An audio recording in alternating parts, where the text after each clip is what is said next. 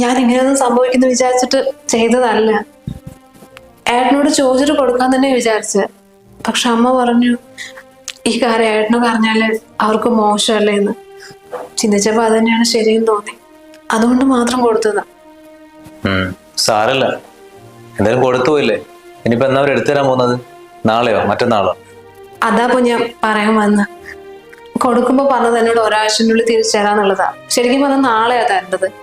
പക്ഷെ ഇപ്പൊ ചോദിക്കുമ്പോ എനിക്ക് തോന്നുന്നില്ല ഏട്ടാ അത് തിരിച്ചു തരാൻ വേണ്ടി വാങ്ങിയതാണെന്ന്. അതെന്താ അങ്ങനെ? നീ എത്ര പവനാ കൊടുത്തേ? അത് 2 നെക്ലസും ഒരു പാദസരം ഉണ്ടായിരുന്നു, പിന്നെ വളയും, എല്ലാം കൂടി ഒരു 13 പവൻ. 13 പവനോ? ഇതുപോലെ 2-3 പവനാണെങ്കിൽ പോട്ടെ നിൽക്കാം. നിനക്ക് കല്യാണം സ്വർണം മുഴുവൻ വാങ്ങിയെടുക്കാൻ വേണ്ടിയാണോ അവർ ഈ പണി കാണിച്ചത്? ഞാൻ വിചാരിച്ചു നിന്റെ അച്ഛനും അമ്മയും കുറച്ച് സ്നേഹമുള്ള കൂട്ടത്തിലാണ്. ഇപ്പോഴല്ലേ മനസ്സിലാവുന്നത്. കഷ്ടം. ബാക്കി നിന്റെ എത്രയുണ്ട്? ബാക്കി എൻ്റെ 7 പവനുണ്ട്. നീ ഒരു കാര്യം ചെയ്യും, നിന്റെ കയ്യിലുള്ള 7 പവനില്ലേ അതും എടുക്കുക. എന്തിനത്? അതൊക്കെ ഉണ്ട്, ഞാൻ സ്വർണം എടുക്കുക.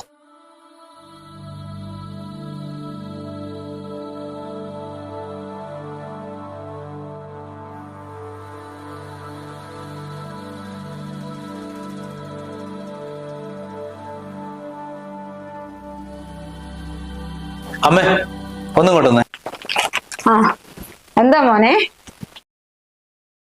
അവളുടെ കല്യാണ സമയത്തെ നിങ്ങൾ വാങ്ങിക്കൊടുത്ത സ്വർണത്തില് ഇതും കൂടെ ബാക്കിയുണ്ട്.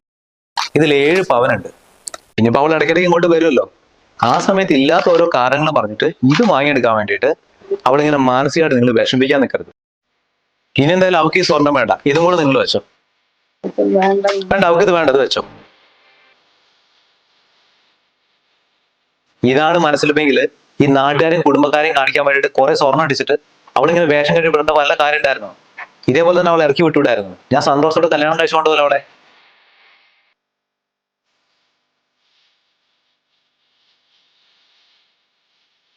നീ വാ.